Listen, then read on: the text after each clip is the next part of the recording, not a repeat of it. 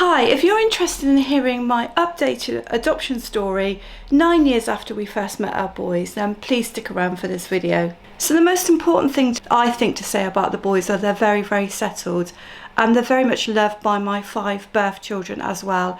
And Tim and I are obviously older. We've learnt to adapt to being parents again, and being at the school gate, things like that, things that we'd already kind of got past. The things that we struggle with are the things that we always struggled with when we first had the boys, and that is the youngest son likes to have a huge amount of control in everything that we do, everything that we say, and our oldest son is quite withdrawn and avoidant and doesn't like to talk about anything. And so those problems have actually remained from the very first time we met them as 2 and 3 year old little boys as foster children, and we continue to work with those issues and problems.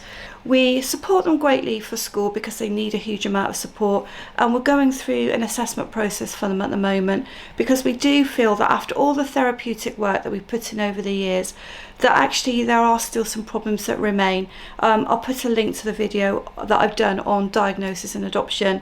And for us, we have some grave concerns really over the youngest one and his outbursts of anger, and they can be really severe. In fact, only yesterday he actually put a massive hole in a wall in the bedroom.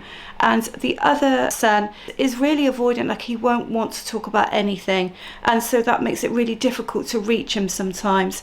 The great thing about our adopted sons is they've taught us so much about ourselves, and they've taught us to reinvent our way of parenting. I'll pop a PACE video in for you. We kind of have to use PACE a lot and therapeutic parenting. And so, for example, with this situation yesterday, I had to think about, well, what are the stem roots of this problem? Why has it got this bad that he's actually kicked the wall? And I had to have a huge conversation with him about whether we change the boundaries in the house, whether we relax some of them, but if we relax some of them, what our expectations would be from him. And what I would say is lovely about both of our sons is our youngest son, he is passionate about life. He has a great sense of injustice, so if something is wrong or something has been said that he's not happy with, he will very, very quickly say that's not right, and he often stands up for his brother actually, which is really lovely. He also has a fighting spirit, so if he thinks that he should have something from us, even if we don't agree, if he thinks something should be changed, he will fight to the death for it. So that's why we've had to sit down with him and reinvent the rule book, because he is not going to give in, and I don't want any more walls kicked in. So I know this sounds like we're bending the boundaries, but I don't think we are. I think we've come to a point where he is older now. He's going to be 11 soon, and we need to relook at everything with him. And he also, I think, is going to be able to turn his spirit and his passion, if we can guide him the right way, into doing something really good. It's just that we have to keep him calm. That's what we have to do. We have to keep him calm, and that's obviously one of the problems that we have with him. Our oldest son is the sweetest natured boy and always has been, and for him, he gives us a lot of, it's passive love. We don't get a lot of demonstration love from him, but he knows that this family loves him. He knows that we support him, and he knows he can come to us when he needs us. But the thing is about him is he doesn't ask a lot of us, and he is just so sweet natured that other people really love him. And I know with him that he will win in the end because people just love his character. So even though he has lots of struggles cognitively, developmentally, I do believe that he will find his way in life. And both boys do give us an exceptional amount of love. It's really great to see how that's developed over time. Trust is still an issue for them, and I think it always will be. And this is because they've had such a difficult beginning, and also they had a failed adoption, and I don't think that helped. So trust of us will always be something that is a problem, and they will always have high anxiety levels, and I think that's demonstrated by the hole in the wall. But also my oldest son the other night, I was still having problems at night with bedwetting. I was still going through having help with that, and he just admitted to me he doesn't like getting out of the bedroom in case somebody can see him through the window. Now that's something that's been there forever really. Now there's some other things that we've noticed pre-teen where it's almost like a tipping point, which is why I'm making this video now. We've tipped into a new era. It's kind of like where we're getting to the point of them wanting to branch out and do things, and we have to trust them to do that. We can see that they're growing into young men because they're pre-teen, and we're proud of them. We're proud of the fact that they can do quite a lot on their own. Bike confident, they can do quite a lot on their bikes. They're quite swimming confident. They're really polite to other people outside of the home. So they're really polite to neighbours, and they care about people a lot. So they will go and do things for people.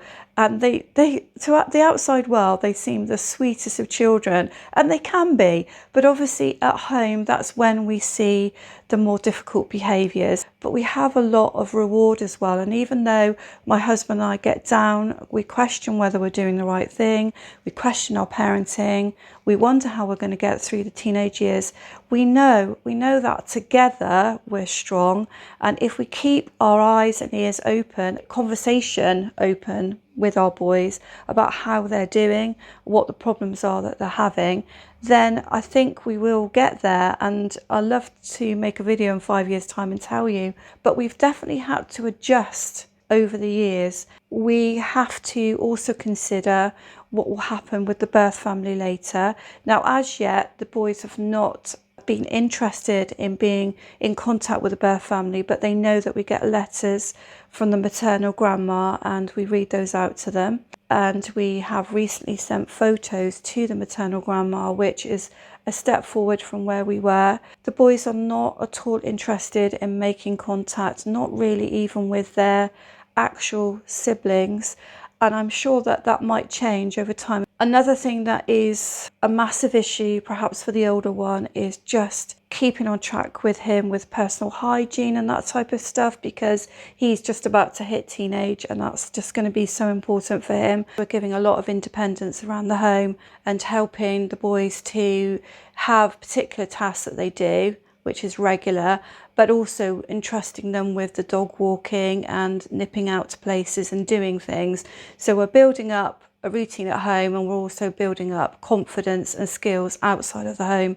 The other thing we do is we have to drop in the odd sexual talk from time to time, which they don't like, but has to be done. The other way that we help them to get rid of their energies is by allowing them to go to the local skate park and get on their bikes and stuff like that. And that really seems to help the younger one actually get rid of some of this anxiety and energy that he needs to get rid of. And I think if, like me, you have children that are approaching teenage and you're struggling, try to find those diffusers to help them to get through their anxieties and to get through that anger. For the future, I think what we're looking to do is possibly get diagnosis for both of them, although it won't change how we parent at home, but it will help people to understand what's going on for them outside. Support them in their education as best we can, because if I'm totally honest with you, the education at the moment sucks. I don't think either of them are getting what they really need. But unlike some of my wonderful friends on YouTube, I cannot face doing homeschooling. I've thought about it, and the oldest one's been asked if he'd want to do it, and he actually said no. Looking into how to balance out what we need as adults, because we still need to see our birth children. I don't like to call them birth children and adopted children, because they are all my children, but that's the only way I can explain it to you. We still need to see our children desperately. We've had 18 months where we haven't seen them, and we need to see our grandchildren. But I can honestly say that's almost impossible when the younger one is around, because he won't tolerate it very well. How to look into the future and what support they're going to need. Are they going to be able to hold relationships down, jobs down? Are they going to be able to be independent of us? I don't know. At the moment, I can't honestly put my hand on heart and say yes to that. But for the future, this is a big question for us. What are we going to do, and how are we going to plan ahead? So there we go, guys. Hope you enjoyed that. Please check out my channel. There's adoption and parenting videos on there. Please subscribe.